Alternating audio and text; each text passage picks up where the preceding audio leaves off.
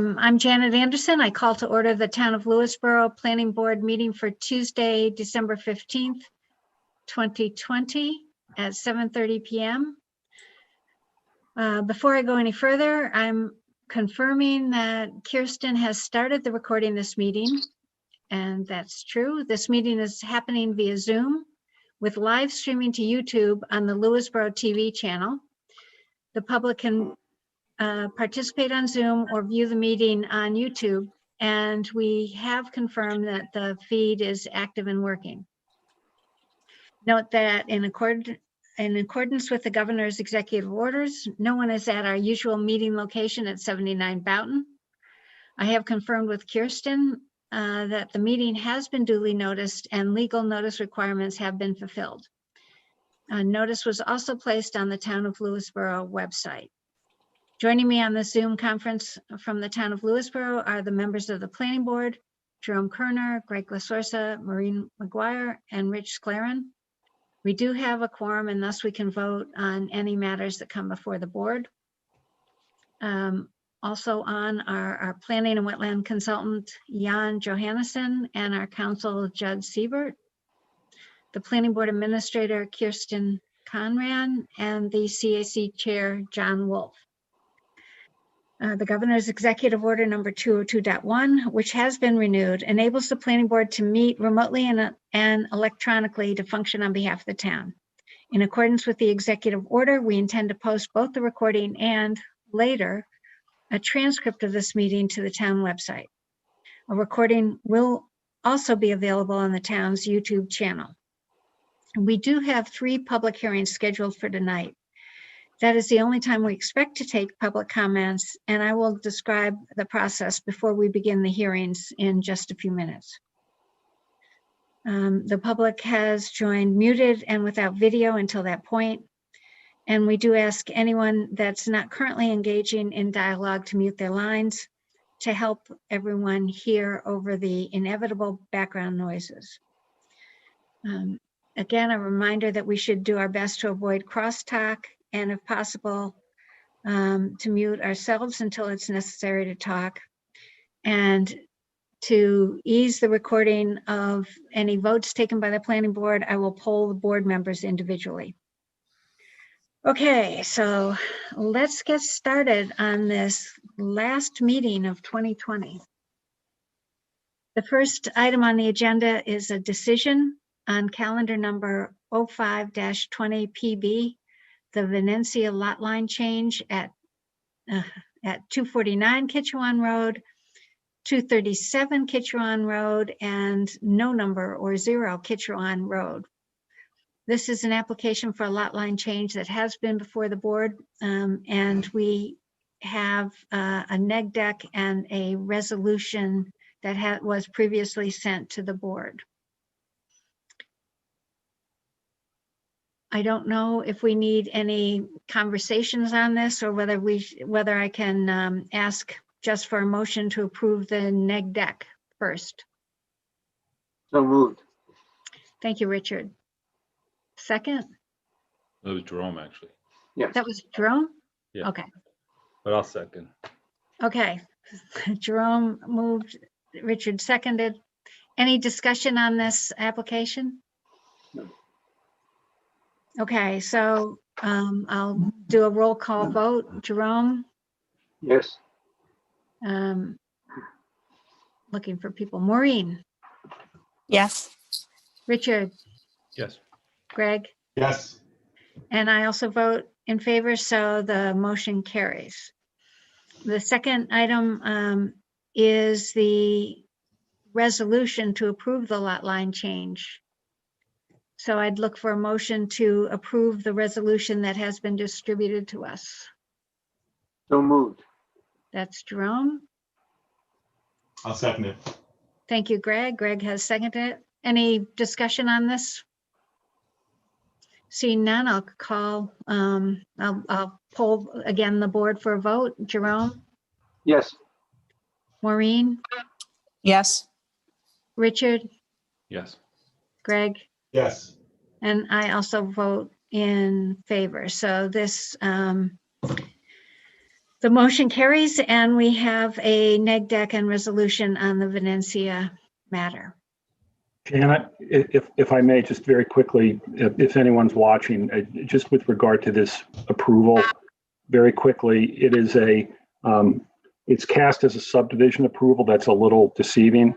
It's actually it's under the subdivision regulations, but it's actually the reconfiguration of 3 existing lots into 2. And it's an interior lot change. We confirmed before proceeding that the 2 lots will be legally conforming in all respects. That was through the building department. And under the circumstances presented, we're permitted to proceed on this type of application without a public hearing. So I just wanted that out there if anyone is watching and curious. Joe, you're referring to the November 16th letter from the building inspector. Yes, The lot line change depicted creates 2 zoning compliant lots. yes, correct. Great, thank you for that clarification. The next item on the agenda is a wetland violation, calendar number 02-19 VW and calendar number 60-19 WP, calendar number 14-19 SW.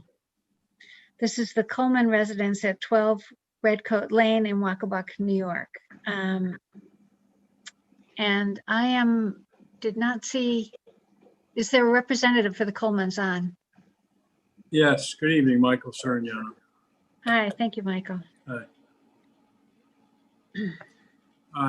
The latest I heard is at about 5:30 this afternoon or this evening, the final as-built survey was being picked up.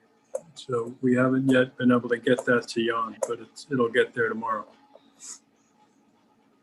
Early.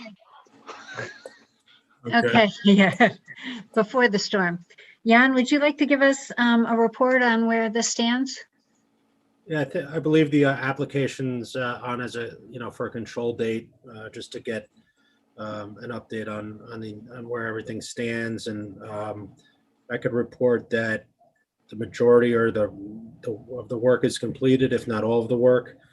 Our office has inspected that work and found it to be in compliance with the plan.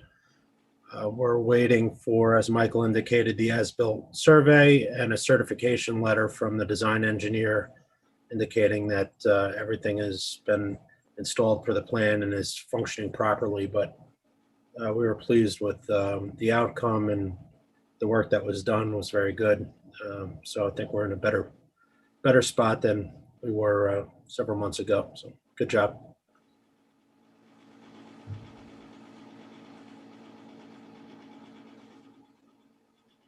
Janet, you don't appear muted, but you're. Yep, okay, I was. Jan, do you expect to have a certificate of completion done by January? Completely reliant on receiving the as-built and the certification letter. If those 2 items are in my hands, then yes. So I think the next step would be for us to calendar this for discussion of sort of closing out the wetland violation, the potential for any fine. And to do that, I mean, that would only happen after you basically get the certificate of completion. But to do that, what we would need from the applicant is an itemization of costs and to invite them to come before the board on, if we do put it on January, to express their views about this and what, if any, input they want to have on the fine. So I'd look for the consensus of the board to agree that even though it appears to be very close to being done, so that maybe put this on in January. Would that be okay with people?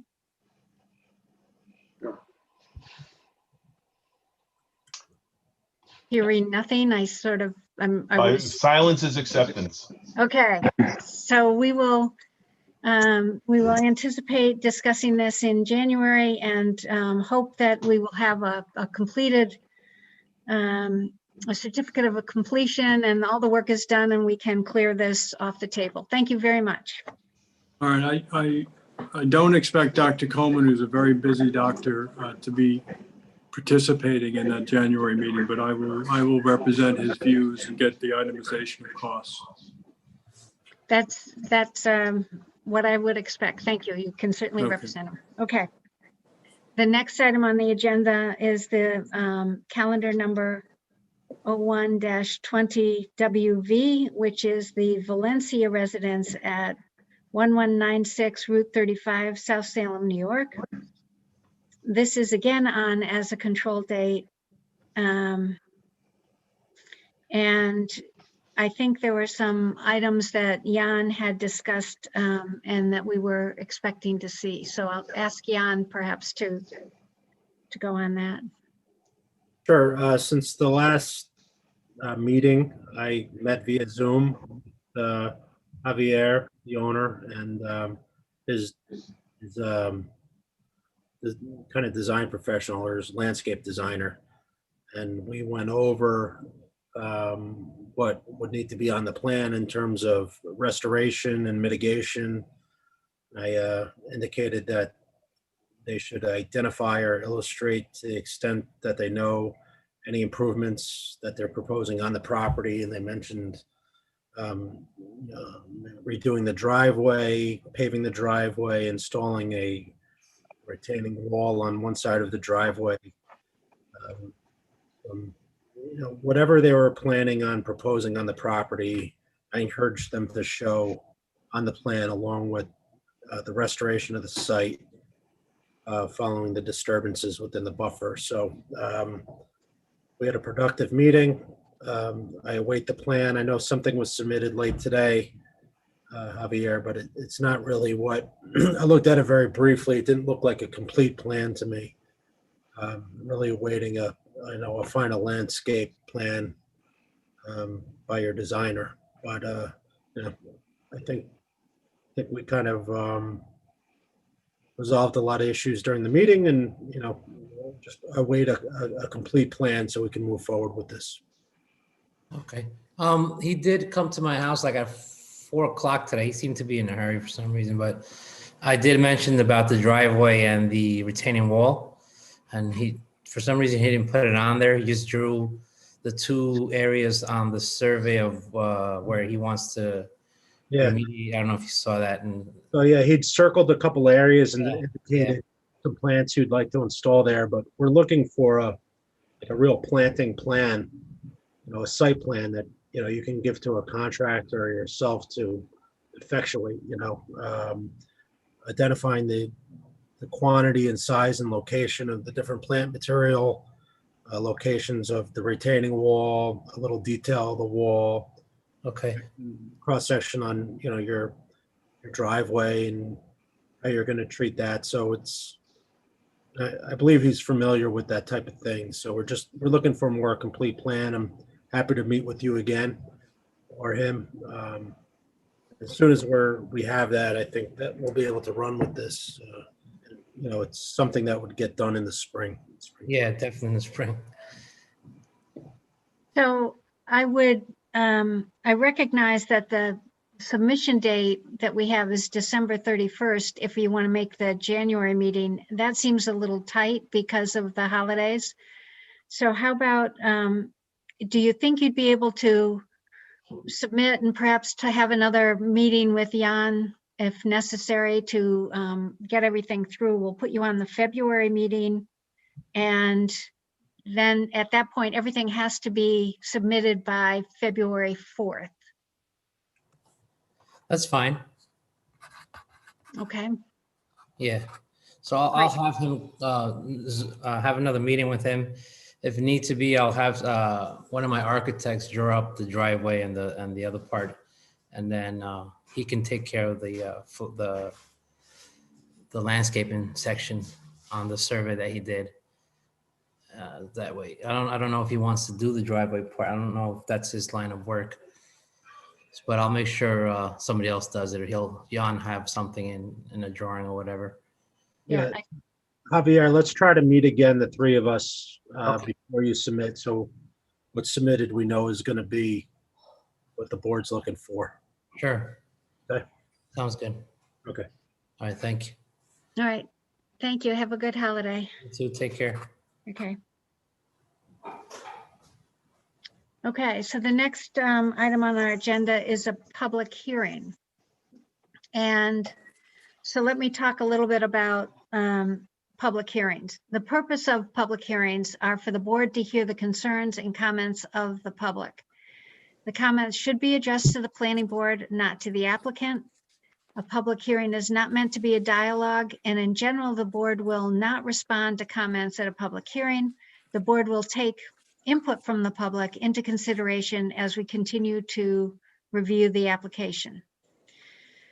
Just to put on the record, because of Executive Order 202.10, we are not meeting at a common location. We are holding the meeting via video and telephone in accordance with Executive Order 202.15. And I believe these have been renewed, so they might have updated numbers. We invited public comments by email before the meeting. The public can comment during the hearing by sending an email to planning@lewisborogov.com or by asking to speak at the meeting. If you want to speak at the meeting, please raise your hand in Zoom. To do that, if you're on video, if you put your cursor at the bottom of the window, you should see an image of people labeled participants. Click on that to get a panel with icons, and that you can then click raise hand. Participants who have raised their hand will show up on the host screen in the order that you raise your hand.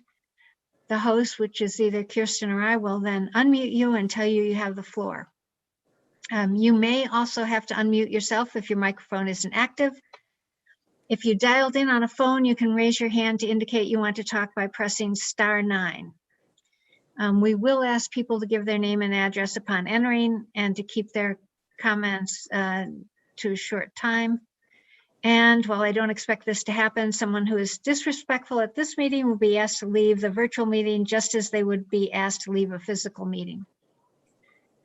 I might be able to shorten those instructions as everyone gets a little more used to Zoom. Okay, the format. The chair will give a brief overview of the application. We will have the applicant give a summary of the project. We'll ask Jan we'll ask Jan to review his comments. There'll be a public comment period, and then we have a discussion by the planning board. So again, this first public hearing is for Gossip Brothers Nursery. It's calendar number 03-20PB and calendar number 37-20WP. This is an application for site development plan approval and wetland activity permit approval for an existing nursery.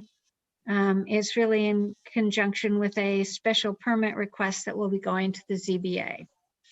So with that, if someone wants to give a quick summary for the. Okay, Michael Surignano for the applicants. We have with us tonight Tom Gossett and his son Billy Gossett.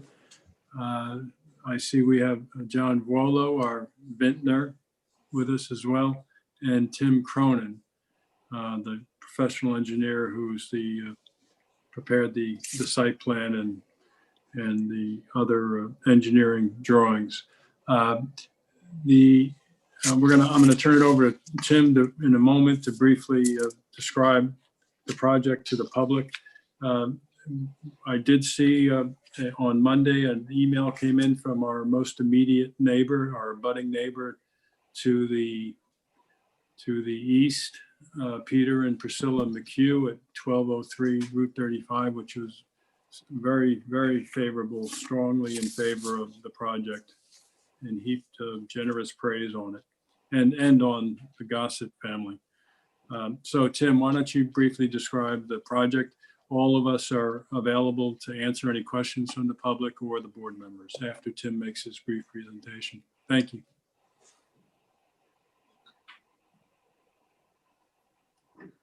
You're on mute, Tim. Yeah, you're muted. Sorry about that. Name is Tim Cronin, and our office put together the plans that you're looking at for this application. And essentially what this project is a more or less a formalization or documentation of operations that have been occurring on this property for probably the past 40 or 50 years or so. We've noted areas where we've defined parking spaces, which will become permanent parking spaces, as well as the active nursery areas where you have your seasonal products. In the back, there's a mulch storage area, larger bulb plant storage area, shaded areas, and so on. So it's all been presented on the site plan. And as I said, anybody who's been there before and or after this plan, you really won't see much of a difference.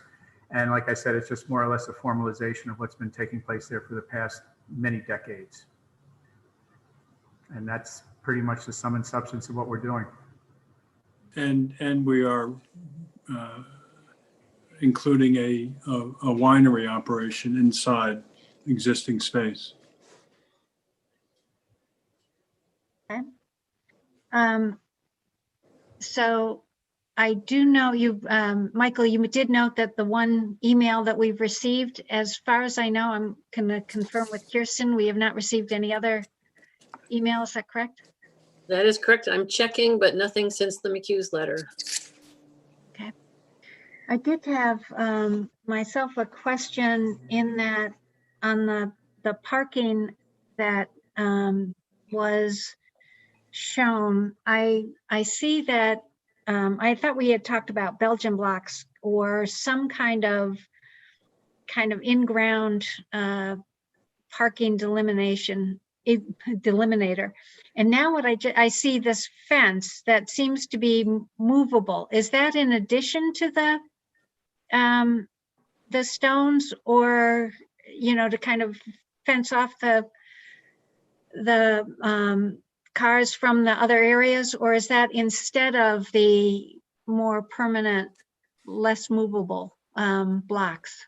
When I visited the site after the last meeting, Tom had showed us that barrier, that fence, and thought that may, if possible and if approvable by the planning board, that could suffice as the demarcation for the parking spaces, at least in front of the nursery operations.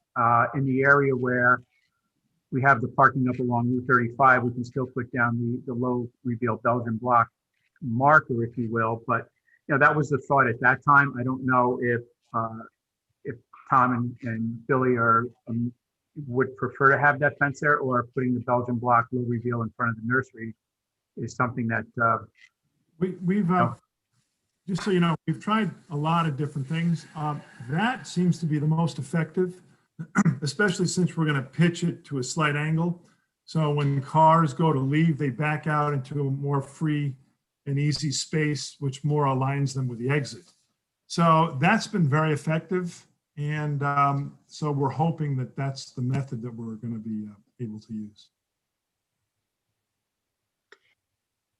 I guess my concern would be a little bit that they are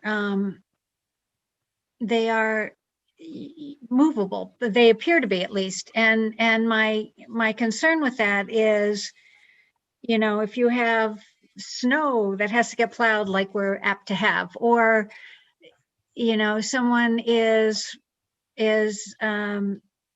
moving things around for some reason, that they could get disturbed and not get back in their place. I'll ask other people if that's a concern of theirs, but it seems like that would, I think it would be very visible for the drivers. I would agree that that's a benefit. I think the downside is that they could easily get sort of moved out of the way if somebody's, you know, pulling a wagon across or something. They might move it in order to get to their car, and then it's out of alignment. Does anyone else on the board have a comment about this?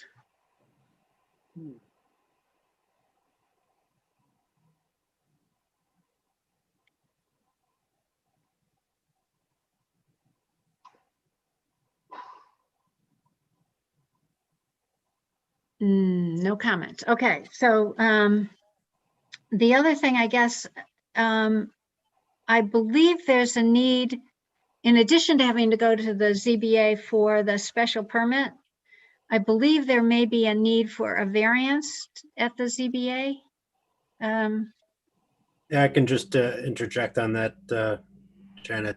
Thank you, My Jan. understanding is that in addition to the special use permit for the winery, there's an area variance, I believe, for the office trailer that's on the site, which may be in the side yard setback that requires an area variance. So there's two items, I believe, before, or that will be required of the ZBA, one being an area variance, the other the special use permit.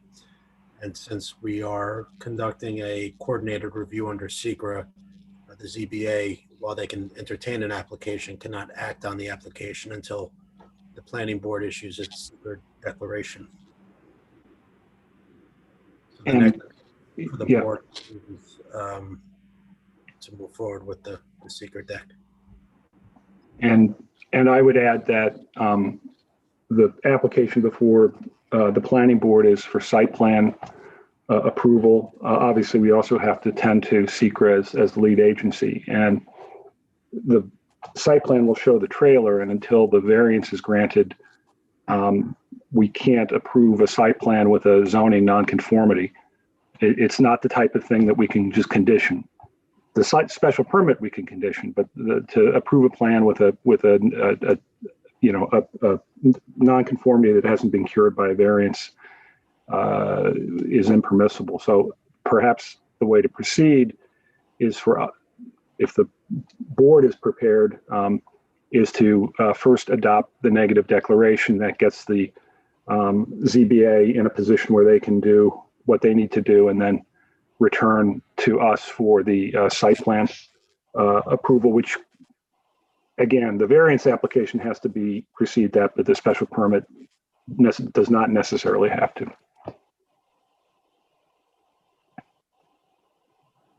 Okay, so does, but we would have to ask for a neg deck to be written for January? Right. I think procedurally you can continue the public hearing since there's some information that's owed to the board. We could prepare a neg deck for the next meeting in January.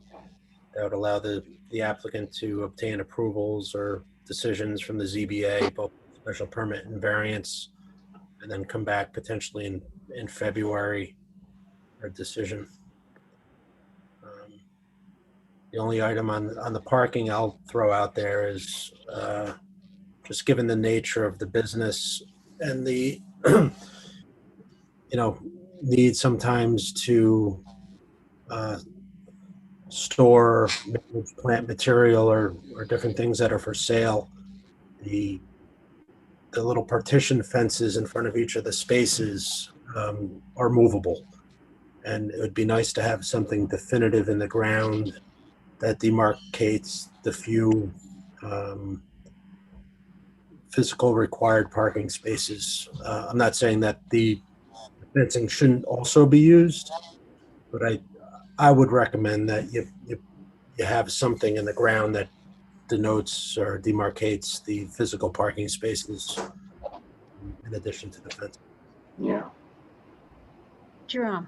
Yeah, why not a concrete curb stop or something that would indicate each parking stall?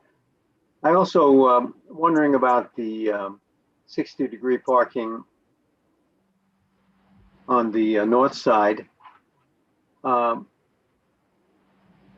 Being a customer over there, people usually pull in perpendicular to, and there's such a wide space. There's no problem in maneuverability, in pulling out of a perpendicular space. And I think you'd actually pick up a space. So I'm not sure what the thinking was behind the angle parking versus perpendicular on the other side. I think when Tom was there watching, at the maneuverability activities, he seemed to think that if cars came in and had that slight angle to the way they were parking, it just facilitated them backing out so much easier. But I mean, I think it helps, and it does make it a little bit easier, especially for the spaces that are closer to the west side where it does pinch down a little bit, having it on a slight angle like that. But I mean, that's pretty much what Tom and Billy had thought seemed to work the best in their observations. Okay, but how will you demarcating those angle spaces? I don't see any indication of any ground marking, or will there be curbing there as well? Well, the thought is now that we would just go with the fence, that there's a picture, I think, on page 2. Oh, angled fences. Yeah, they, as Jan mentioned, they are movable. So, they will be placed at that approximate angle. And, it seemed like that worked when I was there, when Tom had those up. Yeah, I agree. I would have to be retrained as a customer to park at an angle as well. But I think, and I understand why you would want the fencing to help make that really clear to the customers that that's how they should park. But I do agree that either, it seems like something permanent would be helpful, either a curb, a concrete curb stop, blocks that are flush with the ground, something I think would be very helpful. If nothing else, that when you're coming out, again, after a snowstorm or something, and putting those fences back, you get to know exactly where they should be. Yeah, and that can easily be solved. We can actually make foundations for these fence stops. So they'll go back exactly where they came from. So when they are placed, like a fence would go within a fence post inside, a hollow post inside. So they'll be permanent, and they wouldn't change. They would stay where they were out.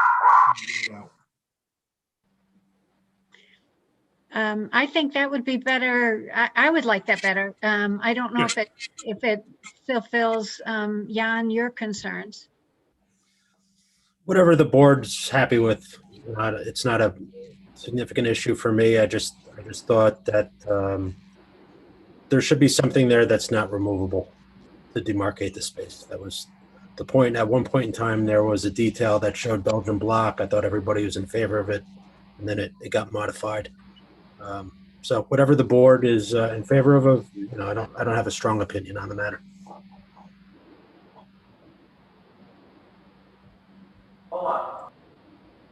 Okay, so I guess, what we've heard is because of the ZBA, we have to leave the public hearing open anyway. I think that putting some kind of foundation under a fence would be a better thing, so that would satisfy me. So I think what we want to do is ask for someone to write, for Jan probably, to write a neg deck for our January meeting. Could we get, no, we have to have the ZBA before we could do a resolution. We could ask for a resolution. I mean, Jan, I'll leave it to Jan, but both could be prepared just so you can get a running start on the resolution. But the only one that could be adopted would be the neg deck. Okay. So I mean, from a kind of efficiency of effort, maybe it makes sense for both to be prepared at the same time, but that we then stage them. At least it'll get a draft resolution approving resolution into the hands of the board, earlier than the week before the meeting. Probably the February meeting is my assumption, but. Yeah. What is the date of your January meeting? Hang on.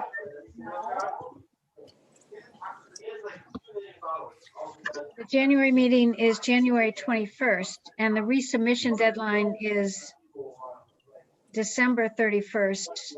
I guess that would be, I don't know if there's a ZBA meeting that you could get to in December, possibly not. Janet, excuse me, are you looking at a 2020 list? I am. Sorry. It's January 19th for the meeting date. Okay, so I'm going to try to get us on the zoning board agenda for the end of January in anticipation or expectation that you'll adopt a neg deck earlier in January. Yes, that makes sense.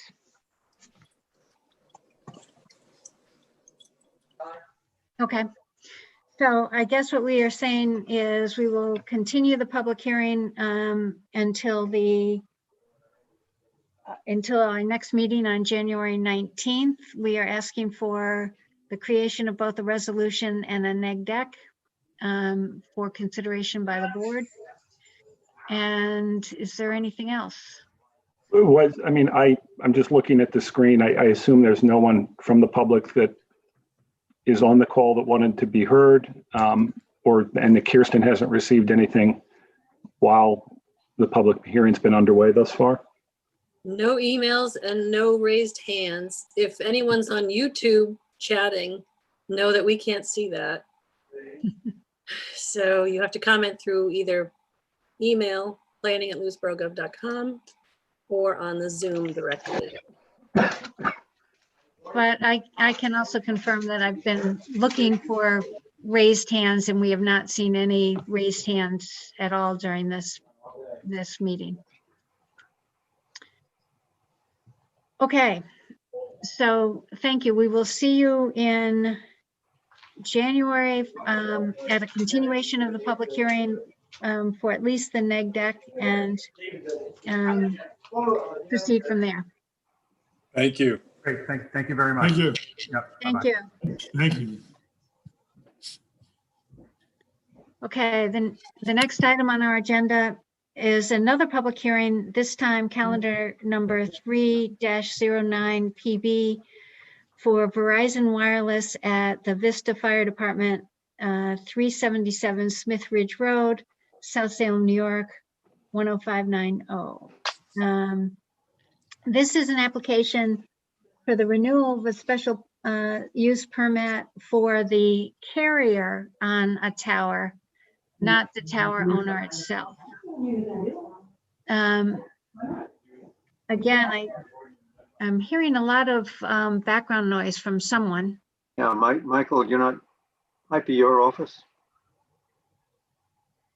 Try muting Michael. I don't believe it's coming from me. No, you're the No. only one not muted. I'm one of the last here. Rest of the Mohicans. Exactly. Yes. Right. All I left right. my kids at home today, so. I think it somehow got better, which is always good. Again, if you would like to give a brief summary of the reason that we're here. Sure. My name is Michael Sheridan, attorney with Snyder and Snyder. We are the attorneys for New York SMSA Limited Partnership, DBA Verizon Wireless. We're here in connection with Verizon's existing facility at 377 Smith Ridge Road. As you mentioned, Verizon is a tenant on the tower. They are not the tower owner. The last approval resolution in connection with Verizon's facility required that we come back to the planning board to renew the special permit. And so we were back here to renew the special permit at this time. And in connection with our filing, we received some comments from Yana Keller and Sessions. We responded to those comments back on November 17th. I believe, I don't want to speak for Yana, I believe that we addressed all of the concerns at that time. We're hoping to get approved this evening. Okay, so Jan, would you like to confirm or say if everything has been provided to your satisfaction? Sure. Yes, the applicants prepared all the information that we had requested. Basically, the short environmental assessment form, parts 1 and 2, the RF radio frequency report. They revised a structural certification letter to our satisfaction and provided an as-built drawing of the facility. So yes, all of our comments have been satisfied, and we prepared a resolution for the project for this evening, special use permit renewal. And per our discussion at the last meeting, it's a 5-year renewal, expiring September 14th, 2025. So we did get comments from the AAB, and I believe the chairman of the AAB is on the call now, but I'll summarize that one of the items he suggested we ask about is emergency backup, and whether there, so perhaps Michael, you could talk about whether you have a generator to back up the Verizon services, and if you have any idea of the capacity or length of service that generator could provide. Well, I will say on the plans submitted to this board, there is a generator indicated for Verizon's at Verizon's facility. So Verizon does have a generator noted at this site. As far as the requirements, I will just point out that why we're back here again, noted from the resolution, the prior resolution received for the site says that any subsequent renewal shall be subject to the same procedures, rules, and regulations applicable to an original application. And as there are no, those requirements for emergency backup are not rules and regulations provided for in the town of Lewisboro code. They're not applicable. I would argue they are not applicable to this application. However, again, I will point out that at this site, as indicated on the plans, Verizon has a generator. Yes, but you don't have a sense of how long that generator might be capable of carrying continuing to serve in the event of an outage. I think Verizon's goal is always to have their generators and their backup power continue indefinitely, with the hopes that it can be refueled in time. Mm-hmm. And that's their hope with every site. Certainly they are happier when their sites are up and running than when they are not. Yeah, and I do understand the point that we did approve this without a specific statement about how long things ought to run. I believe we approved it with a generator, but I think it's in the public interest, to the extent that someone is here, to have a sense that especially as we become more and more dependent upon remote communications, that it really does help to have a generator in place. And I just wanted to know what the capacity might be. All right, with that, I am looking to see, oh, Jerome, yes, you're going to have to unmute yourself. Just for my and perhaps public information, does the generator, there are co-locators on that tower, right? Yes. Is that right, Michael?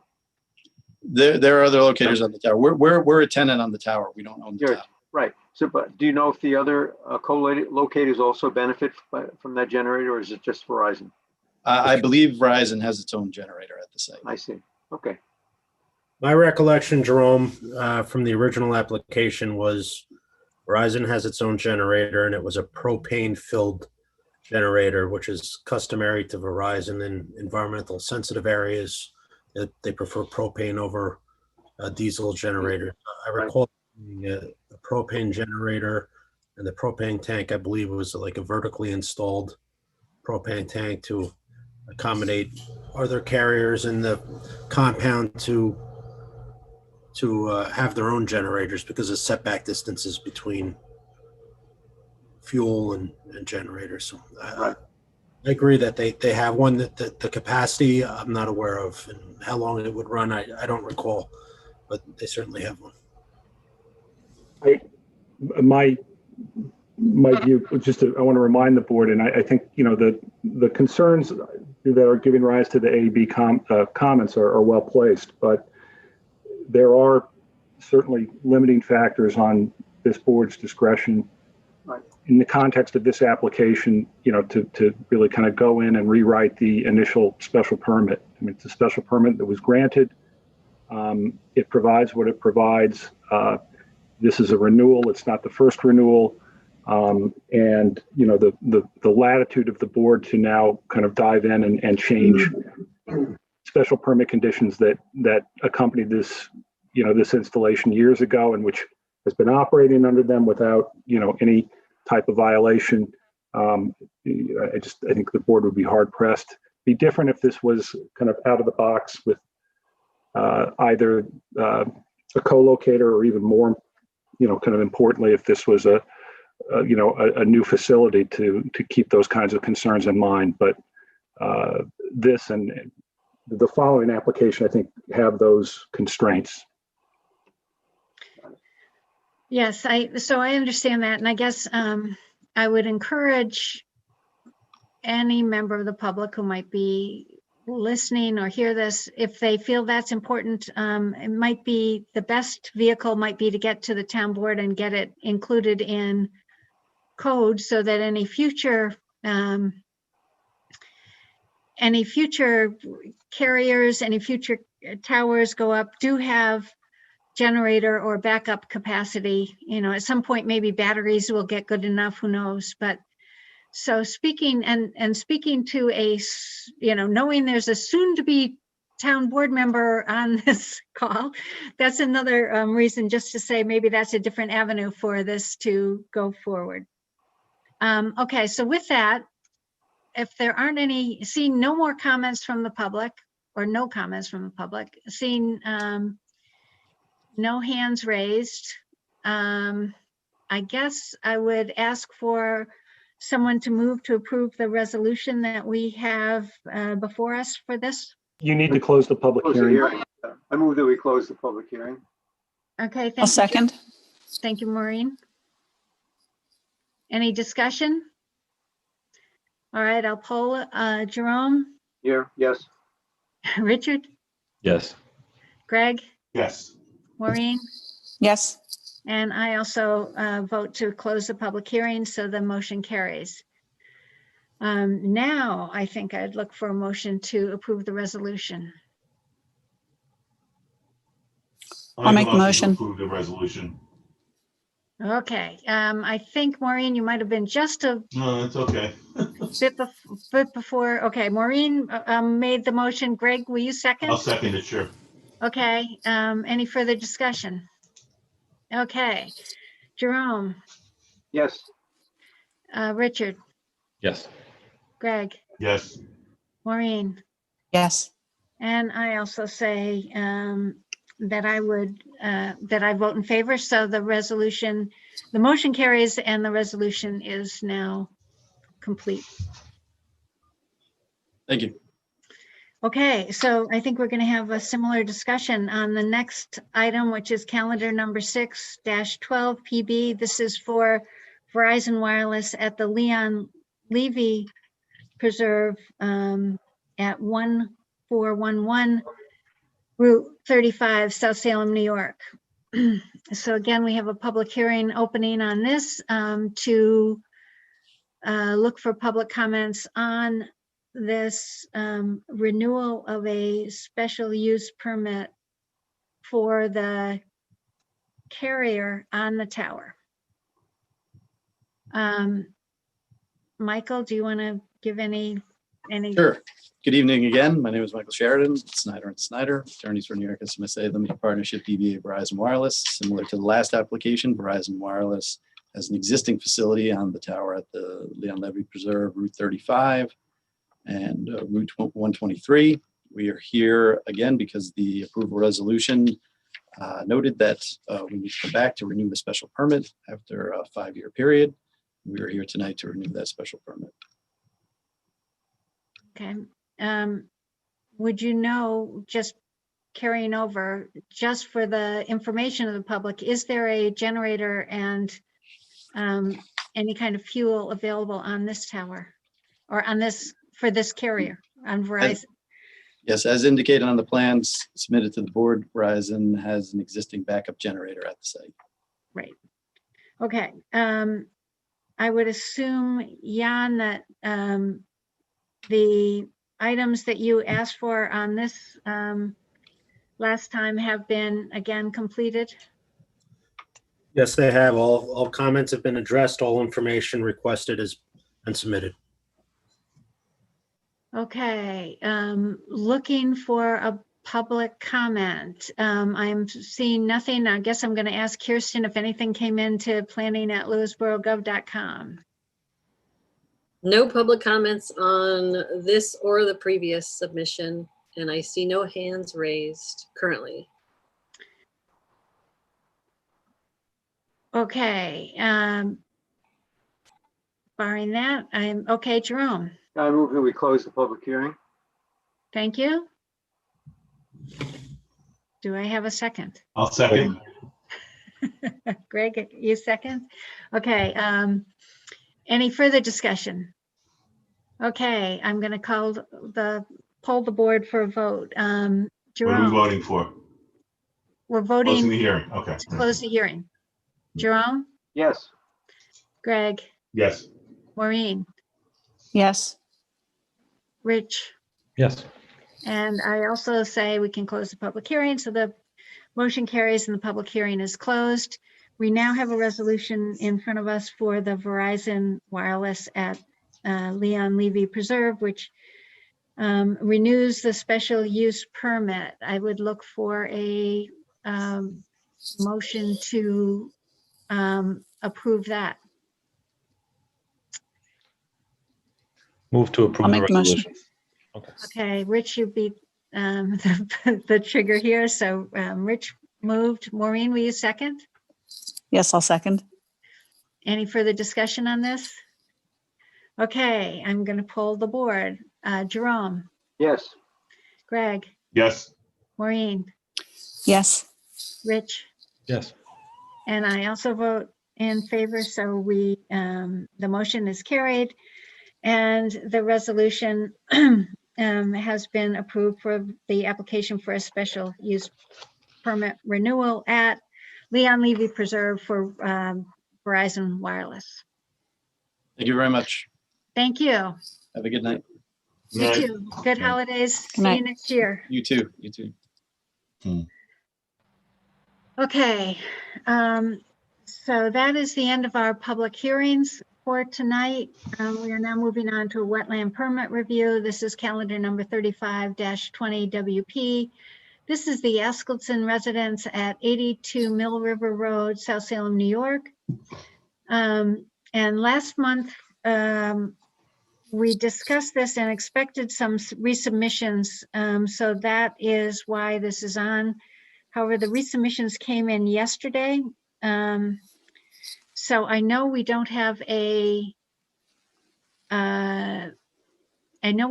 review memo on it, but perhaps one of the people for the for the applicant can tell us where things stand.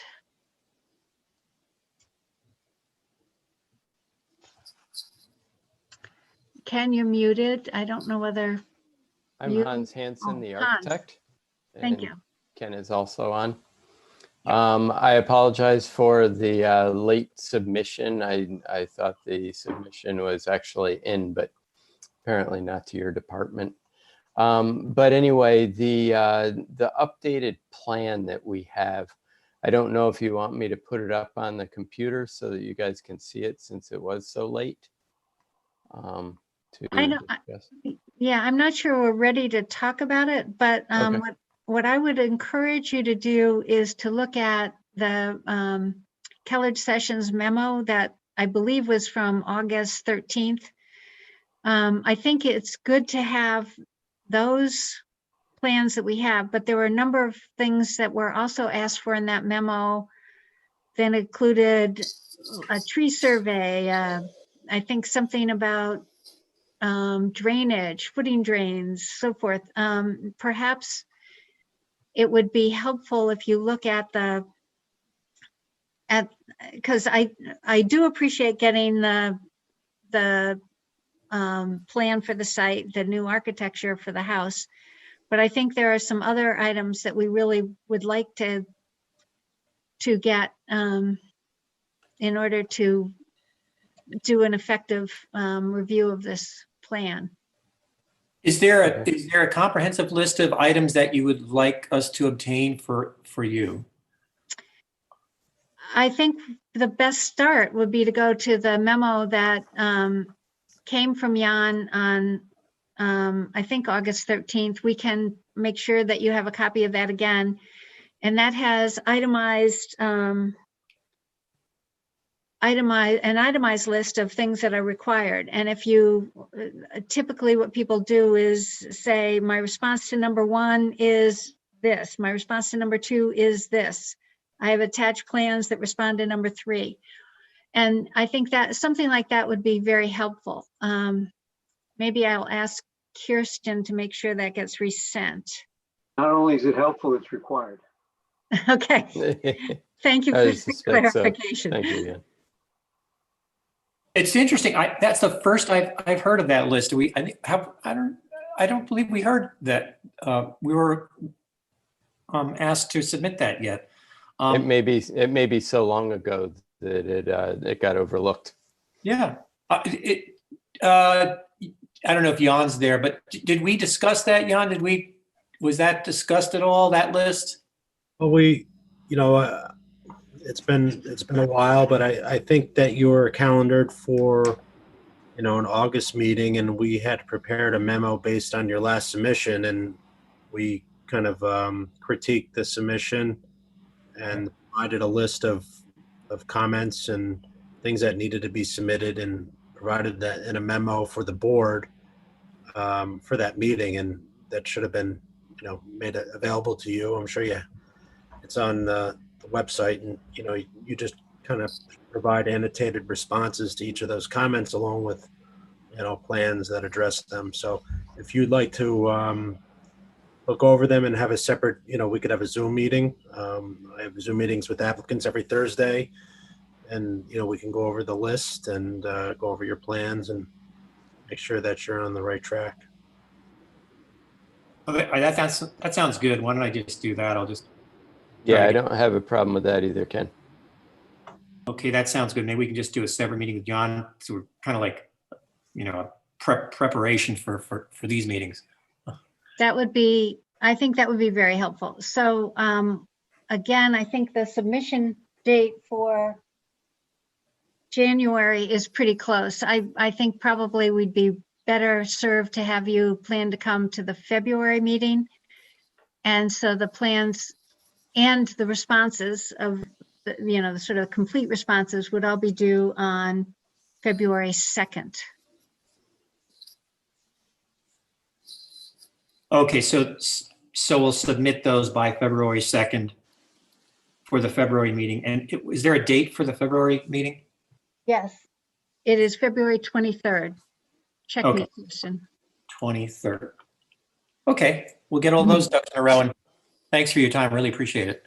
And Ken and Thank you. Hans, I just resent the Kellard Sessions memo. Great. Thank you, Kirsten. Terrific. And I'll have those hard copies to you, Kirsten, tomorrow at 8 o'clock sharp. Building opens at 8:30. Oh, okay. I'll be in the parking lot. Okay, thank you in advance. Thanks. Okay, bye-bye. Thank you. Bye. Okay, thank you very much. Okay, the next item on the agenda is just to do a site walk report. So there is an application before us for a new studio, 1-bedroom house on what is now vacant land. So the board at the last meeting decided to take a site walk, which took place on November 22nd, 2020. It was at the vacant lot on Twin Lakes Road, which is next to the Schwartz home at 66 Twin Lakes Road. From the applicant, the attendees were Michael and Claudia Schwartz. Alan Pilch was there, and Darren Mercer, the architect. All of the planning board members attended, and 2 members from the CAC, which were Mary Shah and Eileen Nadelson. We met at the site at 9 o'clock. The area was staked to show basically the perimeter of the house, the approximate wetland buffer boundary, and there were flags to indicate the area of the septic system. The site walk attendees saw the major trees that the applicants would like to protect. And these position of these major trees really did determine the position of the house. And the trees did kind of limit the ability, it appeared that the trees would limit the ability to position the house elsewhere. We were also told how the design of the house was to minimize disruption of tree roots. The use of piers rather than a basement would allow the house to be relatively close to the trees, but without really, the plan is without really hurting the trees. So we did see that. We also saw how the use of the existing driveway could mean that 2 parking spaces, sorry, I should have said that. The use of the existing driveway as a shared driveway would allow the parking, 2 cars to be parked on the lot, and again, avoid some of the trees that they were trying to avoid. The area for the house was relatively flat, but then there was quite a steep embankment down to the lake. And we looked at the location of the proposed stormwater basin, which was on the edge of that. We were told that it would be possible to put in an underground infiltrator instead of the stormwater basin at that location. We discussed mitigation briefly, and I think suggested that Jan be consulted to look at that. We were told that the neighbor to the east would like to maintain or expand the current screening between the homes. And we discussed whether it might be possible to put some ground cover. Right now, the ground on the slope down to the lake, a lot of it just has sort of a mossy, dirty cover, a moss cover, perhaps something that would better slow the runoff could go there. But we suggested that the applicant look into that and talk to Jan.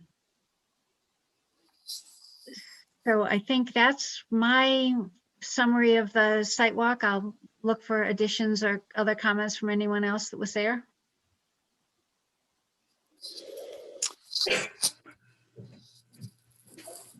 Okay. Yeah, I have a few comments. Just for a point of clarification, Janet, you said that the site walk was to view a vacant lot. Is that lot currently part of the Schwartz property, or was that a separate lot that the Schwartzes purchased? Separate lot. It is a separate lot, and it was purchased quite a while ago. I believe they've owned it. Okay, thank you. My review of the site walk is much like Janet's before the site walk, and that's why it's always good to go on a site walk. It gives you just a great visual of what's possible and what's very difficult. On the plan, it looked like there might be some opportunity to shift the structure one way or the other, or reorient it. When I got there and my viewing showed that because of the rock outcroppings and because of several large trees, there really was only one place to put this structure, which is the place that is currently on the plan. So those are my comments. Echoing Janet, there was much said about the tall trees that people wanted to protect. Some trees will have to be taken down. Some of those trees are smaller saplings and less significant trees than the trees that the applicant wants to protect. Those are my comments. It looks like Jerome has some additional comments. Yeah, it's maybe this comment would be considered not directed to the specific application, but as in principle, when we look at a plan and a project that has limitations, like this site has, for instance, it's apparently a 1-bedroom septic design, which is all that will fit. But as a planning board, we have to think about protecting the lake is what we're concerned about. And it's very conceivable that on resale, that this structure could be adapted to easily a 2-bedroom. We know that there's a room that's called a storage room downstairs in addition to a bedroom. And it's up to the building inspector, but what protection do we have in terms of identifying on this this property that it remains a 1-bedroom? And so that's really, we don't need to discuss it now, but I just wanted to bring it to our attention because it seems to me comes up, and it's particularly relevant in areas like this where we want to be sensitive to the lake conditions. Thank you. Now, I think that's a good point. I mean, people get COs for a house for one configuration, and it could be that things change. And I honestly am not sure how enforcement or inspection takes place on any of these. I would be interested in finding an answer to that question as well. As Janet and I have noted in the past, there was another application on the same street that I think, Janet, you could help me fill in the details, but that it was a while ago. I want to say it was perhaps 2008. And that house was, the use of that house was turned into a more significant use than what plans were in front of us to approve. So I don't know how we tackle that issue, but yes, that I agree, that is an issue. So again, I'm not sure that we should burden the current thing before us, which is a site walk report with this, but I think it is an item to remain aware of and to keep thinking about. So thank you. We've enforcement in any town is, I think, difficult, and we can certainly, I would certainly be interested in learning more about options. Okay. And does anyone else have anything to add to the site walk report? Okay, without that, I will move on to the next item of our on our agenda, which is a release of a landscaping bond. This is calendar number 08-17 PB. This is for Oak Ridge Commons at 450 Oak Ridge Commons, South Salem, New York. They had put in place a bond for the landscaping at the daycare center. And I understand that the landscaping has been completed. I'll ask Jan to perhaps confirm that and tell us a little bit more about that. Yeah, this goes back a couple of years, really a housekeeping item. The board did bond the landscaping improvements around the perimeter of the daycare facility and on the site. And prior to the issuance of the certificate of occupancy for that building, that landscaping had been completed and inspected and as being completed by our office And I think this is just, some housekeeping items that probably should have been done a couple of years ago, but the landscaping is complete.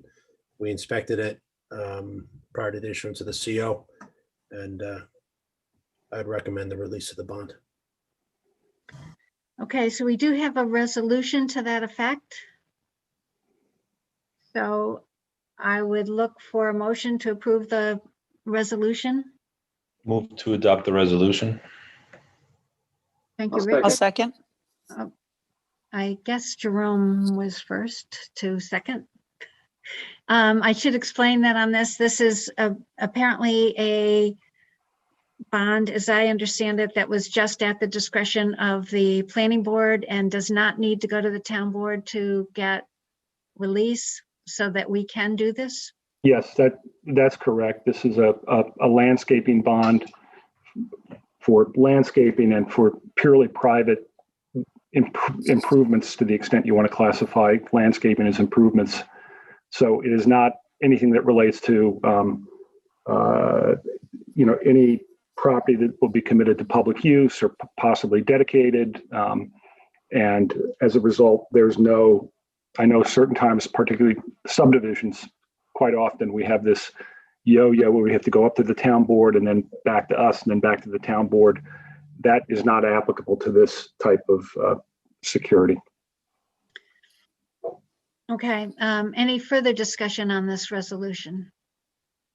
So I will now poll the board. Jerome, Yes. Greg, Yes. Maureen, Yes. Rich, Yes. and I also vote in favor of this motion, and so the motion is approved. And the resolution to release the landscaping, the bond for the landscaping at the daycare center has been approved. Okay, next item on our agenda, we have 2 extension of time requests. The first one is calendar number 10-15 PB, calendar 20-17 WP, and calendar number 5-17 SW.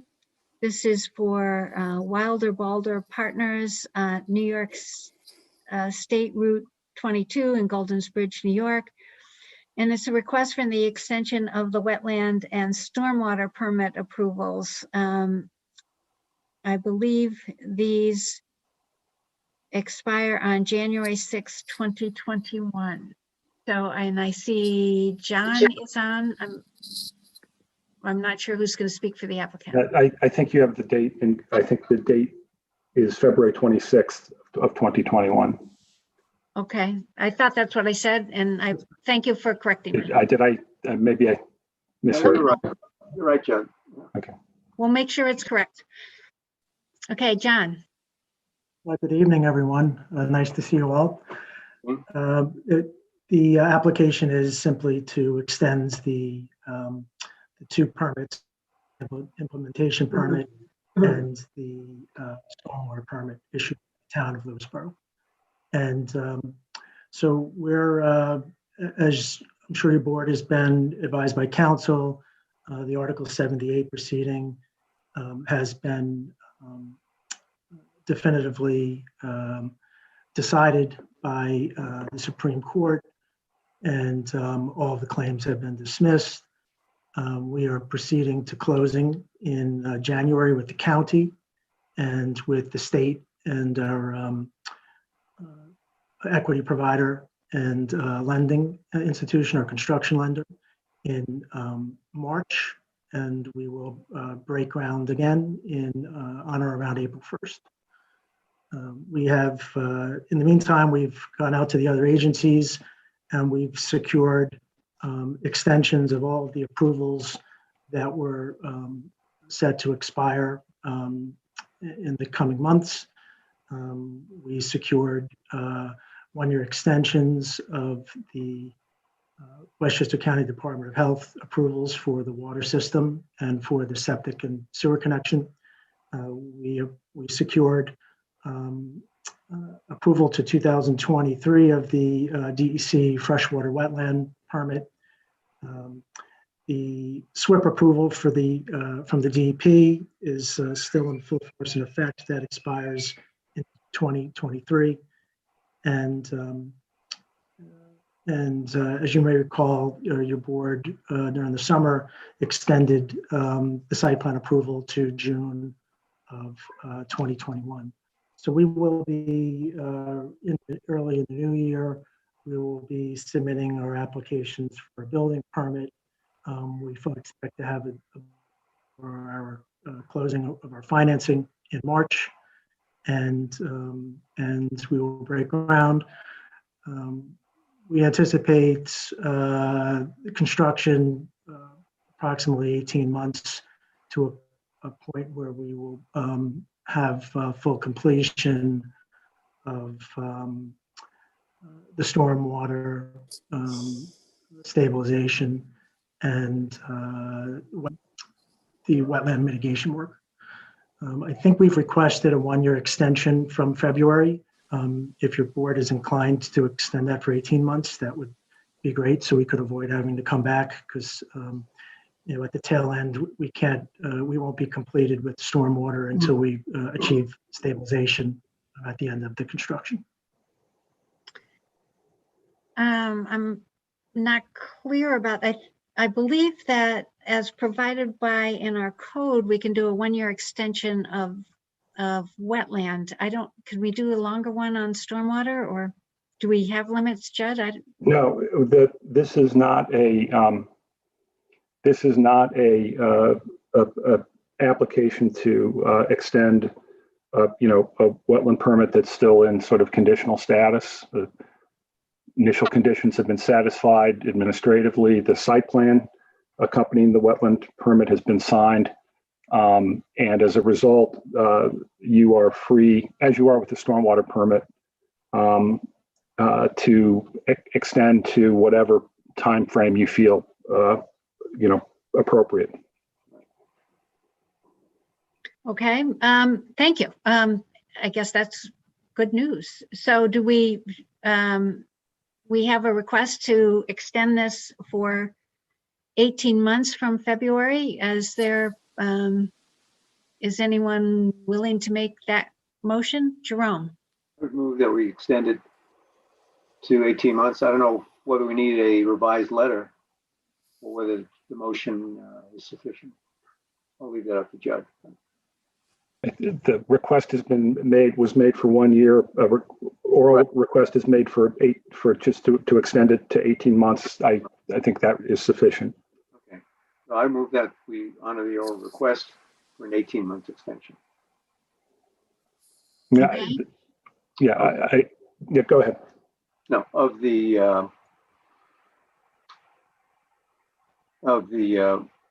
wetland implementation permit. And the stormwater permit? Yes. Yes, and the stormwater permit, yes. Right. Do we have a second for that?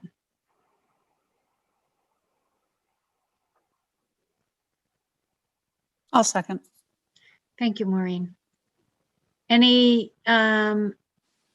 further discussion? It looks like Richard wants to, yep. Yeah, Judd, I just wanted to confirm that based upon what you heard, there's no current legal impediments to proceeding forward with construction, as Mr. Binlardi indicated. Is that right?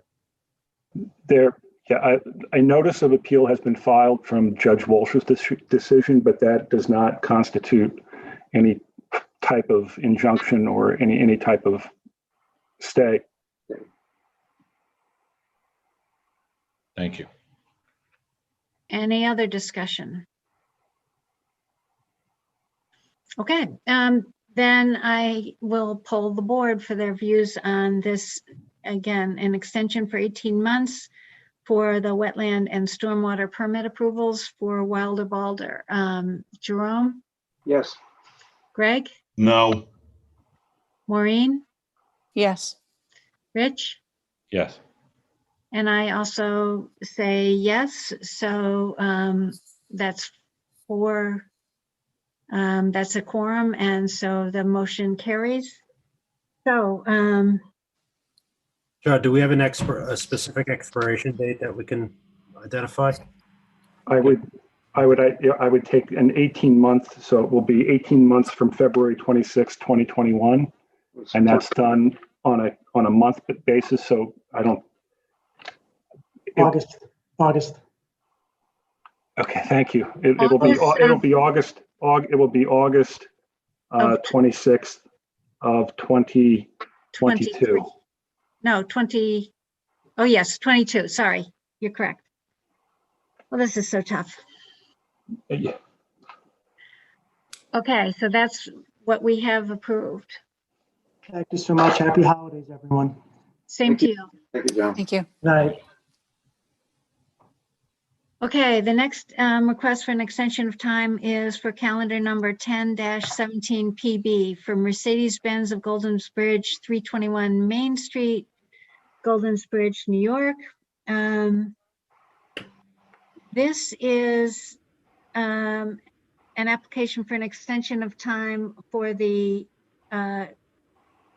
conditional site plan approval that we have made for additions to an existing auto showroom, service buildings, additional parking spaces, and construction of a parking garage. My understanding is that this a conditional approval would expires on December 17th, 2020. And I believe that Michael is here to represent the applicant, but they are looking for a 1-year extension. Yes, 1 year would be, we believe should be sufficient. We're still waiting on some other agency permits, I believe Board of Health and DOT. We've asked for an extension of the variances that we got from the zoning board as well, in order to keep this long and long reviewed and considered project,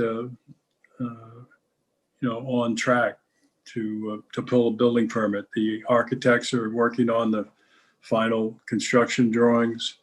That's going to take some time for our building inspector to review. And so we just need some more time to put this together. The COVID restrictions didn't help either. And as I recall, the board thought about possibility of some COVID related delays when you granted the approval, which I believe was back in March of this year. So in any event, we're asking for a 1-year extension of the site plan, site development plan approval. Michael, based upon how things currently stand, do you have any indication as far as their idea, as far as building permit? Yeah, the idea is to start at the northern end of the site with the drainage work and the building at the northern end, and to do it in that order. And so we're hoping that that's as soon as the winter weather breaks, we're going to be able to start the work at the northerly end, both the site work and the service building. I could just report that the applicant has submitted check sets of plans to our office for review. And I plan on reviewing that this week. And with regard to the time period requested for both permitted stormwater up to the board's discretion, so 1 year is, something that the board is permitted to utilize as an extension period. The town code now provides for extension of site plan for periods of incremental periods of 1 year each. And Michael is correct that the resolution adopted in March, really kind of in the thick of it,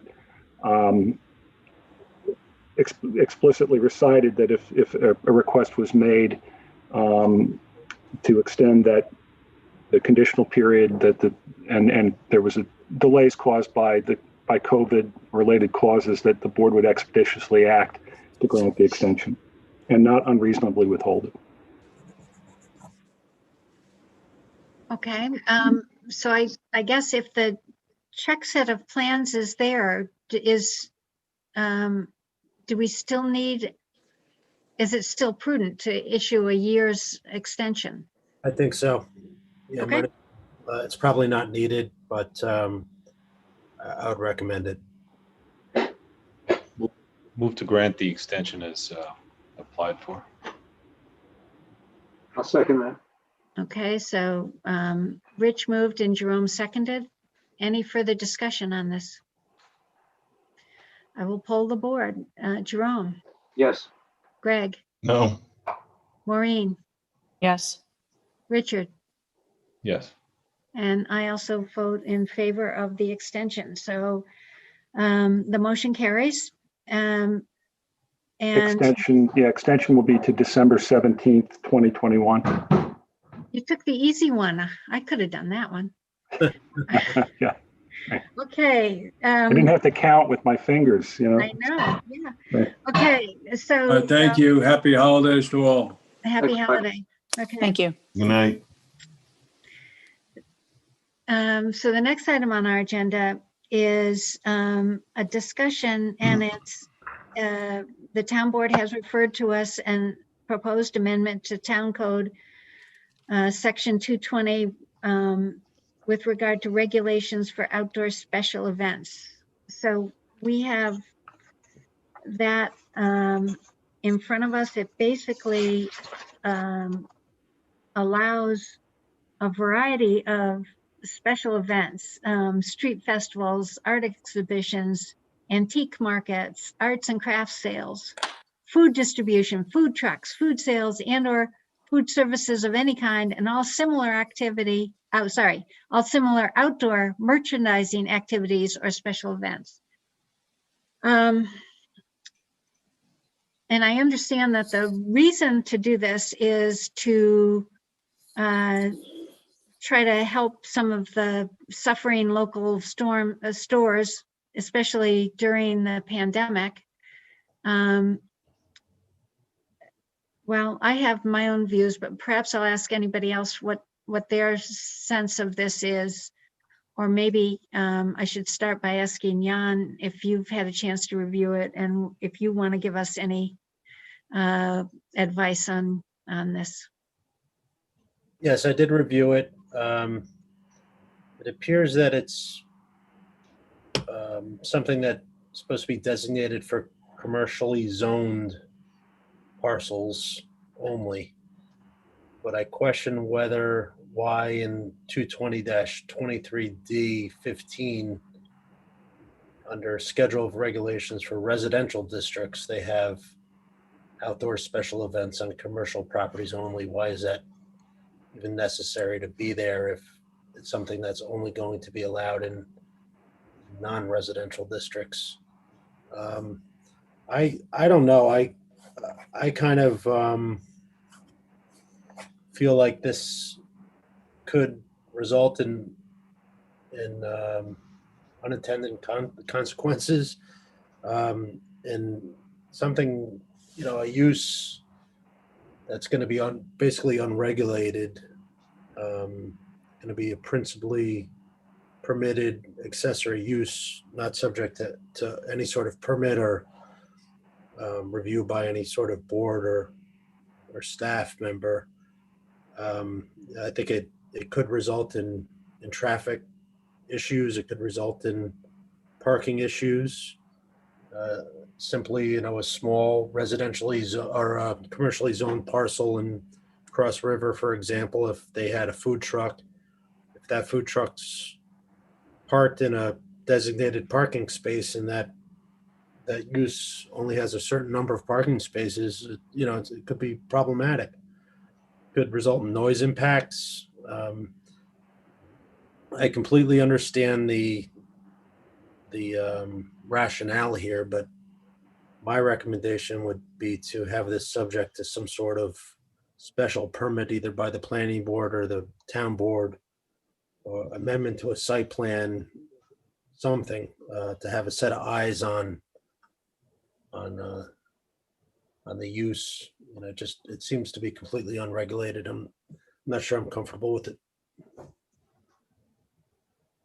Jerome. Yeah, I would agree. Unless it was some extension of a commercial business like a sidewalk sale, where there wouldn't be necessarily any increased traffic or parking requirement. But I mean, this does leave the door open for activities that could create traffic noise and I think it leads, and sanitation issues. the door open for any commercial use to sublease a portion of their parking lot for just about anything. Yeah, so Do that. I'm on a meeting and they can hear it. Yeah, so I think an approval, some kind of a special use permit, I would certainly endorse that concept. yeah, so my comments are really that this seems to be overly broad. And it's a permanent solution to what we hope is going to be a somewhat temporary situation of this, really struggle of a lot of although things may change. I don't know how shops are going to be in the future when and if we get through this pandemic. But it occurs to me, for example, that we have just gone through a lot of effort to get to look at a winery going into Gossets, and they could get a wine truck, a beer truck, and park it out in their parking lot, and it would be completely unregulated if this was something as a use as of right. The other thing, I tried to look a little bit, and it looks like our code talks a lot about residential and non-residential districts, and I did not find a definition of commercial properties anywhere. So I'm not sure. We have a lot of grandfathered businesses that are in the middle of a residential property. Is that a commercial property? It's a grandfathered non-residential use. I don't know. I mean, so. Yeah, the uses are it says non-residential districts. So I think you would have to be either a CC20, an SU, an RB, or a GB to have this use. I think if you're a commercial use in a residential district, I don't think this applies to you. Well, but beyond that 22023, Yeah, D15, it says yeah, outdoor. it says, yeah, schedule of regulations for residential districts, and then says. You think that? Outdoors. Oh, yeah, maybe that's why it's there. Yeah, Yeah. I didn't. Yeah, you're right. And I guess to pick up on Jan's point, I guess one of my concerns is that if you get into kind of a tussle over what does on commercial properties only mean, and there's some ambiguity, that the ambiguity always favors the property owner. Yeah, you're right. I was questioning why that was there. 15, and that's exactly the reason. You're right. Yeah. So it seems that is one aspect of this that is of concern to me, is that is, I think I understand the intent, but it could be read differently, and it's a potential ambiguity. Judd, you know of any similar legislation drafted in the county? What I'm aware of, and Jerome was referring to, is and it's an outgrowth of current conditions, but like the sidewalk sale type permitting, a lot of municipalities that have sidewalks that are publicly owned, public right of way, they've adopted local legislation for licensing by the municipality to actually provide a retail store with frontage on that sidewalk a license of temporary duration to do outdoor sales or whatever. Some of the outdoor dining's been done that way in other municipalities to free up public space. Those mechanisms provide the municipality a way to deal with the extent, what's going to be done, the duration. This is as Jan said, this is now an accessory use. So if someone wants to start to put a food truck on their property, it's an as of right accessory use, and it's not, a special event for a day or two. It's as long as this is on the books. Doesn't even need to be a food truck. It's food sales and or food service. Right. You could set up an outdoor restaurant on a parcel that has a commercial use on it, and you'd be allowed to do that without any sort of permit or approval. I mean, I think there's a way to create like an event permit, something that basically is maybe even if they want to cut down on the time of, processing before a board, maybe it's something within the discretion of the building department, to grant, a permit to, for outdoor utilization of space with some time control, and then, whatever other conditions are appropriate. And you don't have to have any nexus as it's currently drafted to any particular property, right? I mean, Correct. Yeah, it's as long as there's a principal use on the property that's permit, and let's say a commercial property, whatever that is, but if there's a principal use there, it can be accompanied by an accessory use that is one of these special event. You could have a permanent yard sale or a flea market, Okay, Jerome, yes. Yeah, I believe we have a precedent for this in our zoning code right now, or it's implied anyway. Take the Jewish Families Congregation, when they were, they had a special use permit for erection of a tent during high holy days for a special outdoor event. And it's the same thing. You got to apply for a permit. Come back to the board, depending on scale and scope of what the event is, would indicate other potential issues. I think the good thing about this is that we're about to head into winter, and we have a little time to get a better code going before this really becomes prevalent. So we do need to respond back to the town board. They're going to have a meeting on this in January. I would like to sort of your agreement that we draft a letter that says some of the problems that we've identified, that it's broad, it's permanent, it seems unrestricted to location. We really feel that some kind of either it could be something that says you can have a one-day event. It either should say that in the code and not have it unrestricted, or make it a permit, because I do understand the desire to try to make things, make it easier for somebody to have a special event. But I feel it either should be limited in duration or scope or location or something. And this is just too wide open. You gotta remind you of Woodstock. How many years? 50 years ago. I was there. Yeah, I was 5 miles away in Liberty, New York, and what a nightmare that was. Even with a special permit, because things tend to grow. Well, I don't see, Lewisboro becoming Woodstock, but I do think we should have. I think there's time. Is the point? Is to make something a little better from this. Do we know when they bring a food truck or something to the town park or to Onatru? Is that a special permit, or is that just a board, town board approval because it's town board property? How do they do that? It's probably just it's a town board decision. It's town board property. My guess is that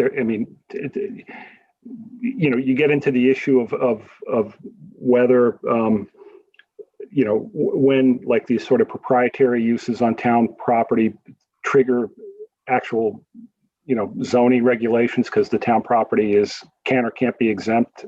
I want to get in the weeds, but it's that whole Monroe balancing, the factors and all that. My guess is that those decisions are made by the town board without really looking at the, at the underlying, zoning issues. They're done. How is this different legally from the Good Humor Man coming in my neighborhood?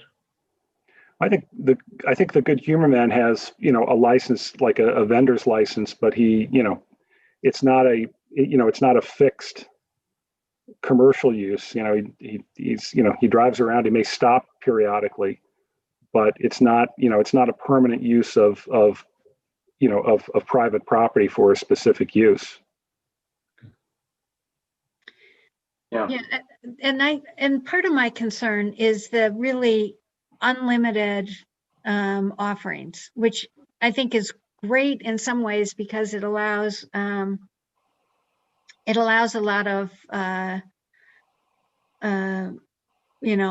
creativity and opportunity. But in other ways, I really do see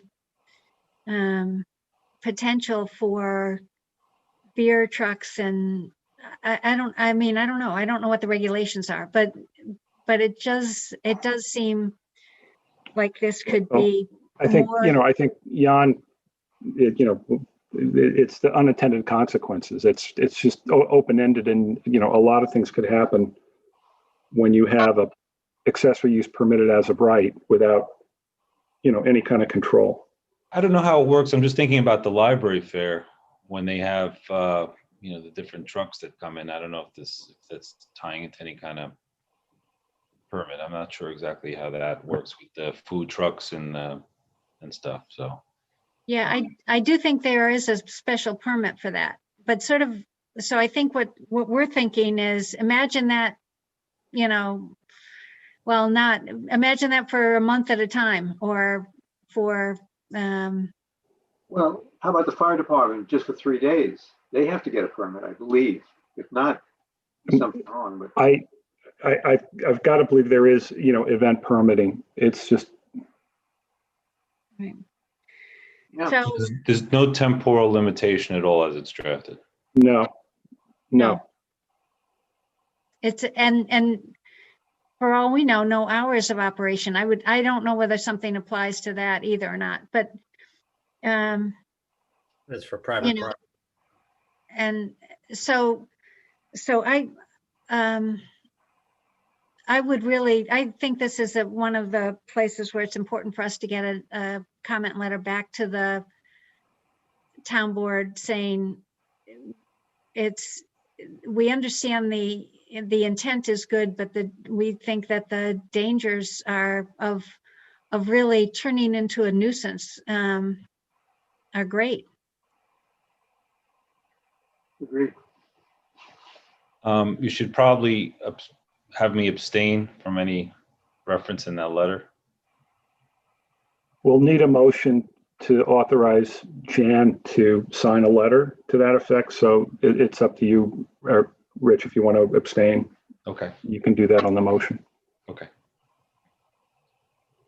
So unless there's any more discussion or items that we want to suggest into this letter, I would look for a motion to send a letter to the town board with the kind of issues we've discussed, outlined, and encouraging them to put a more targeted code together. So moved. Thank you, Maureen. Do we have a second? Second. Jerome. Any further discussion? Okay, I'm going to poll the board. Jerome, Yes. Greg, Sure. Rich. I need to abstain on this. Okay, Maureen, Yes. and I also say yes. So we'll get that letter going, I guess, and get it out to the board. Thank you. Again, I think that the intent is good. I'm just worried about that really could be an impact. Okay, the next item on, yes. Janet, in regard, sort of tagging on to this discussion, I don't know, I might have missed it, but did we ever discuss the the antenna at the Lewisboro LVAC, the Volunteer Ambulance Corps site, which is town property. That never came before us. I think that's part of the Monroe doctrine. Yeah, Right. the town board conducted a quote unquote Monroe hearing, and at the conclusion of that process determined that it was exempt from zoning. Right. I understand. Balancing test, right? Yeah. Yeah. But I think that what the feeling I'm sitting with, and for the record, we put hours and hours into design and features and looking at towers that are much more remote and less obvious than that tower. That's the first thing you see as you come into the town of Lewisboro from the west. You see that tower. And, it was given no consideration as far as I know. I mean, Jan could speak to what kind of review they had or whether the applicant just did what he wanted. But it seems to me that it should have come before the planning board, if for nothing, or the architectural review board, if for nothing else than color, and design features. And I think the town board takes a very cavalier approach, and I've seen it before in terms of how the planning board. You read my mind, Jerome. That's why I haven't said a word. Well, not saying anything sometimes is exactly. Well, hopefully the point will be made. Okay. Anyway, that's my point. Okay, I do think there was some discussion of that. I mean, not that I recall. Not among our board, but I do remember seeing photos that were from all directions, and that one exposure did show that the tower would be visible. But again, I think the town board has to figure out how they're going to operate. We can recommend things that we think would be. Yeah. Well, why is this board formed? Why is the architectural review board formed? And who are the people that participate on those boards? But you would think they have special qualifications. And if the town board is governing properly, they should be delegating issues to those boards that impact the town, especially when it comes to designs, life safety, and all of the features that we deal with. And there's something off about this kind of autocratic behavior. It's not that we need to slow things down. Yeah, the idea of slowing things down, and that's one thing we've learned from the pandemic, that perhaps we tend to move too fast. And people were saying, "Oh, this is great. Let's take the silver lining from the pandemic." I just throw that in. I'll just say that if the concern of the town board is that the planning board, is too deliberate, then I think we need to prove our worth.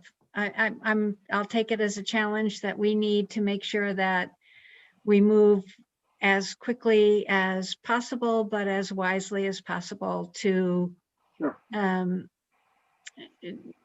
on all of these, on anything that comes before us. And I think that's a great objective to keep in mind, that the role that we believe is so important that we do can be, if the town board changes the laws, our roles change. So we should prove our worth and try to do it by doing what I think we do, a very good job, and do it as expeditiously and as fairly and as completely as possible. Balancing all those things, a different balancing act, not the Monroe one. Okay, with that, I'm going to move on, if that's all right, to correspondence. We have correspondence from Richfield, Connecticut, that wants to amend their zoning map. It's a simple thing that basically says they want to rename their aquifer protection zone to the public water supply protection zone. I would like to tell the town board we have no objection or no comment, whichever. But I mean, I think it's a little bit of nothing, but we've been asked to comment on it. So think I we've been guess- asked to comment out of matter of course, and I'd say we take no position one way. I can't hear you, Greg. Greg, your mic is low. No, you sat back too far. Oh, okay. Say it again. Okay. I think that they are giving us this as a matter of legal course, and I'm not really interested in what we have to say. So I think we should say we take no position. Okay, do you want to put that in the form of a motion? I make a motion that we take no position on this letter. Oh, so we don't even send a letter back to the board? Oh, you could say we take no position in the letter. Okay, Well, and keep in mind, the letter is directed to the governing body of the town, to the town board. So it's the town board that will respond. Right. Yeah, so we should, the motion would be for us to advise the town board that we have no position. Right. Planning board has no position. Yeah. right. So Greg, is that your motion? Sure. Okay, great. Do we have a second? I'll second that. Thank you, Jerome. Any further discussion? Okay, I'll poll the board. Jerome, Yes. Greg, Yes. Rich, Yes. or are you going to abstain? I think it's of no consequence. Yes. Yes, okay. Maureen, Yes. and I also say yes, so the motion carries. So we will send a brief letter to the town board saying that we take no position on Richfield's motion to amend. Okay. Just as an aside, I don't know if you can hear me or not, but I think, Rich, if you're going to abstain for the reasons that you stated of abstaining on the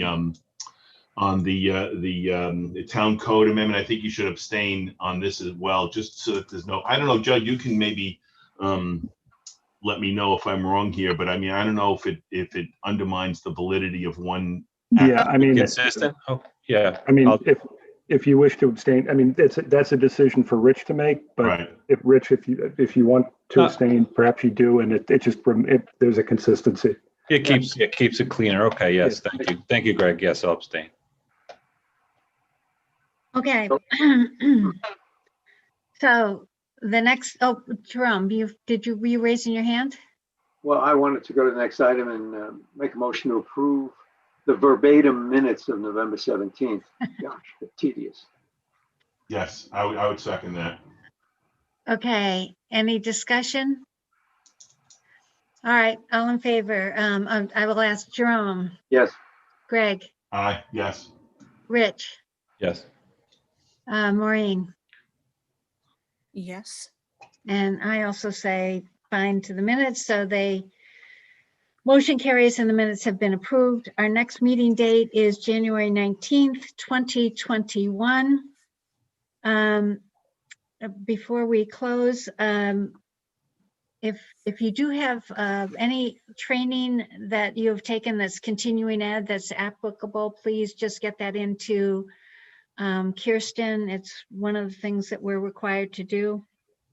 Can we do that? What is there a date on that? Is it December 18th? The December 18th, that was for the other education that was actually required by, I guess, the workers' comp insurance company has asked that everybody be trained on sexual harassment and hostile workplace environment. So that's a little different. Perhaps that does count as education, but the planning and zoning boards are generally asked to look for land use education to stay informed. And I'm kind of assume that with the continuing ed that you guys must do, that you probably have courses that would apply to this. So if you can find something and get it in, it's a calendar year requirement, that would be great. And before we leave, I really do want to thank Rich for his time on the board. Bravo. Congratulations and good luck. Okay. Good luck. He's been a very strong contributor. Good luck. Yeah, contributor to us. And so we're going to miss him, but I think the town board will be stronger for having him there and for having someone, as we've discussed, who understands how the planning board works. So I really, good luck. And I'm sure we will see you around the Zoom screens for a while. Yes. Coming soon to a Zoom call near you, actually. It's really been a pleasure to hang out with you, smart, talented, and dedicated people. I was thinking of Saturday Night Fever, and one of the characters is Double J. So we got Judd and Jan, and one J, and then Jerome and Janet, and Yes, that Saturday Night Fever is exactly what I think of when I think of Judd and Jan. Yeah, right. that's it. Sure. For everybody, Janet and then Jerome, Kirsten, Maureen, Greg, it's been a pleasure. And I'll see you guys around. Be safe. Have a terrific holiday season, and see you on the other side. Yes, okay, very good. Yeah, Thank happy you. holidays, everyone. So I think we Yes. do need a motion to adjourn. Please. I'll make a motion to adjourn. I wanted I'll Rich to second. make a motion to adjourn. It's his last meeting. That's right, Rich. Make that a motion. Motion to adjourn. Thank you. I'll second that. All right. Any discussion? Okay, everyone in favor, Jerome, Aye. Here. Greg, Aye. Rich, Bye. Maureen. Hi. Okay, so thank you all. And I also want to say thank you again to Kirsten and Jan and Judd, who have really helped me, through as I've tried to become a better chair every day, so thank you all. And it's been great working with you this year, and I look forward to 2021. Yes. Thank you, Thank you, Lola. everyone. better, yeah. Happy Lola. holidays. God bless. You did a great job. Bye-bye. Bye. Okay. Please. Happy